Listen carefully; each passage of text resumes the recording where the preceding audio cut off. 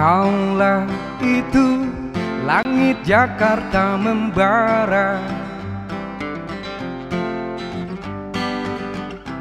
ribuan mahasiswa tumpah ruah melakukan aksi hingga malam dan pagi, menuntut satu kata reformasi.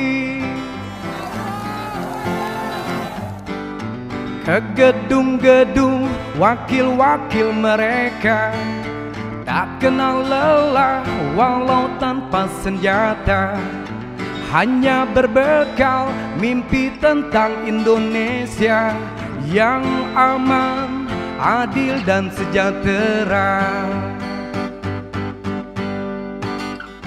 Tapi kini reformasi telah dikhianati, demokrasi sudah mati. Assalamualaikum warahmatullahi wabarakatuh, sobat RH sekalian. Jumpa lagi kita di channel yang keren ini, keren cadas. Ya sobat RH sekalian, ini ada tweet menarik dari Faisal Assegaf. Luar biasa ya, Faisal keras sekali.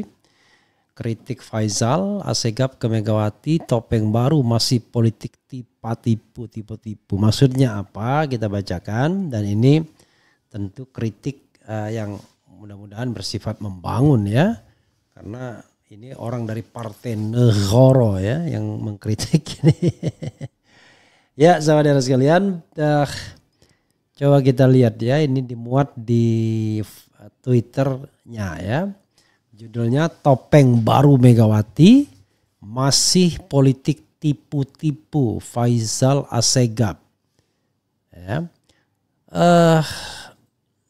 Selain Jokowi, watak dan lakon Megawati tidak lepas dari bakat kebohongan.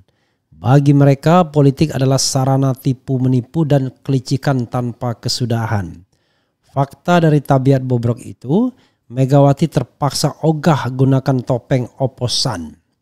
Tapi modusnya menyamarkan kemasan, berganti kulit. Mega sadar semakin sulit gombali rakyat dengan berkedok oposisi, perlu jurus tipuan baru. Dan seperti biasanya, Megawati kembali tampil menjual air mata buaya demi teater politik noraknya. Sembari mengebrak meja dan bersuara keras, Mega berbalik menyerang Jokowi tentang problem utang luar negeri dan sebagainya. Namun lagi-lagi rakyat spontan merespons, Megawati cuma omong kosong dan pembohong saja. Bagi rakyat, Jokowi dan Megawati dua elemen kejahatan yang saling melengkapi dalam kerusakan bernegara. Luar biasa ya. Tegasnya Megawati dan Jokowi saling berbagi kenikmatan jatah kekuasaan. Rakus-rakusan di pusaran kue pembangunan dan meninggalkan jejak korupsi dan nepotisme. Ihwal dari aneka persekutuan politik jahat. Bagaimana bisa membedakan Megawati dan Jokowi? Hanya soal jenis kelamin saja. Kemesraan kedua aktor hampir satu dekade berpesta pora di atas penderitaan hidup rakyat. Banyak kebijakan culas telah mereka perbuat. Kini jelang Jokowi lengser dari kursi empuk kekuasaan, Mega dan PDIP mulai putar otak, berupaya cuci tangan dan seolah hendak tampil sebagai pembela rakyat. Sikap politik omong kosong tersebut jelas sangat munafik. Megawati dan PDIP serta mitra partai yang berada dalam lingkaran kekuasaan Jokowi adalah satu kesatuan. Perbedaan di antara mereka hanya soal level kepentingan saja. Ibarat kotoran tetap dalam satu bakul sampah. Jangan pernah menipu rakyat dengan jurus memodifikasi topeng baru. Seindah apapun tetap topeng, esensinya demi menyembunyikan wajah kejahatan.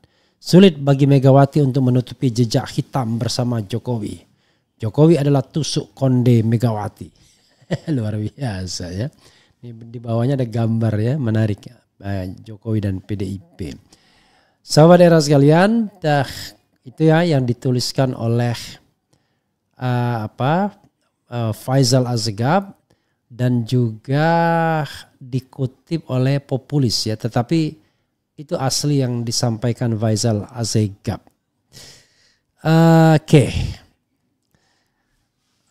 Tentu sukar membantah apa yang dikatakan Faisal Asegab ya.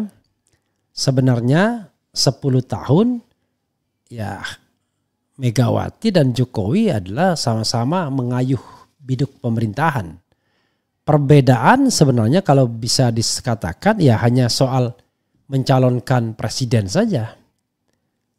Megawati mencalonkan Ganjar, kemudian Jokowi mencalonkan Prabowo Subianto, walaupun tidak secara langsung sebagaimana PDIP dan Megawati mencalonkan Ganjar.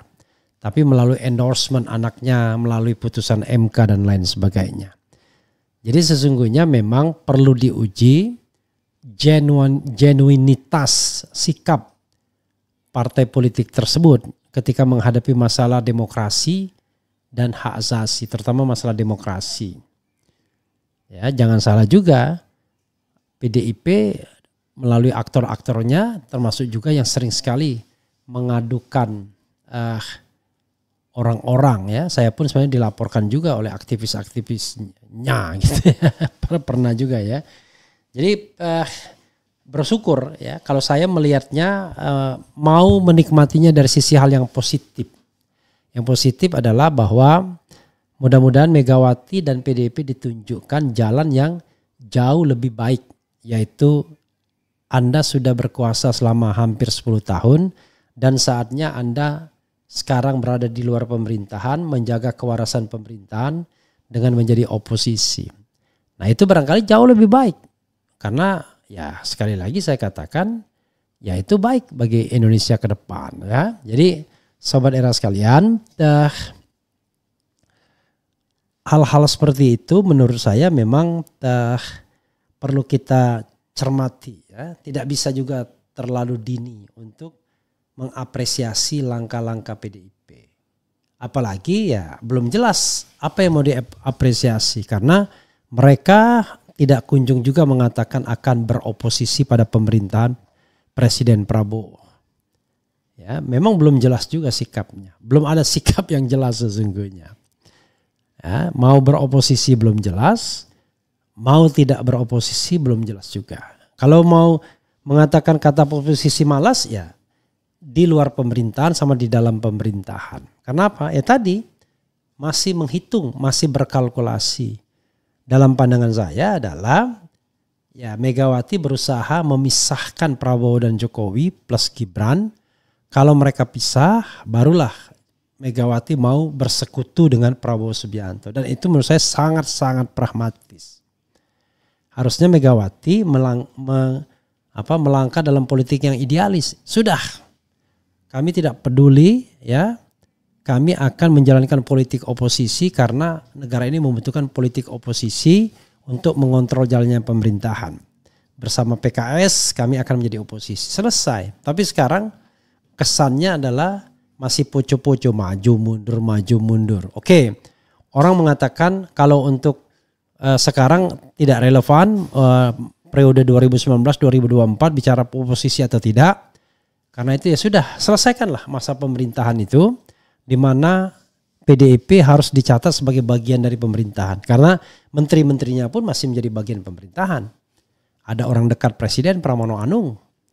Ada menteri-menteri seperti Menteri Pan RB, ada Menteri Pemberdayaan Perempuan, ada Menteri Hukum ya, itu orang-orang PDIP semua. Atau yang dekat dengan PDIP juga ada. Ya. Ada Jaksa Agung, ada Kepala BIN ya, dan lain sebagainya. Oke. Nah sekarang menginjak 2024 Oktober 20 ya ke atas barulah PDIP mengambil sikap oposisi. Nah, kalau mengambil sikap oposisi menurut saya ya jangan pertimbangkan apakah Prabowo pisah sama Gibran atau tidak. Karena menurut saya sekali lagi Gibran dan Prabowo adalah satu paket ya. Kira-kira begitulah ya. Dan kritik Faisal Asegab saya mengatakan tidak salah, ya. Keras, perlu orang yang mengatakan ini dengan keras apa adanya, bahwa partai-partai politik sekarang tidak ada yang bisa dipercaya kalau mau jujur, ya. Semuanya banyak bohongnya, ya. Banyak dalilnya, padahal ujung-ujungnya pragmatisme dan kepentingan partai dan personal-personal partai yang diutamakan ketimbang kepentingan konstituen, ya. Itu saja sobat sekalian, mudah-mudahan ini bermanfaat. Wassalamualaikum warahmatullahi wabarakatuh. Keren. Cadas.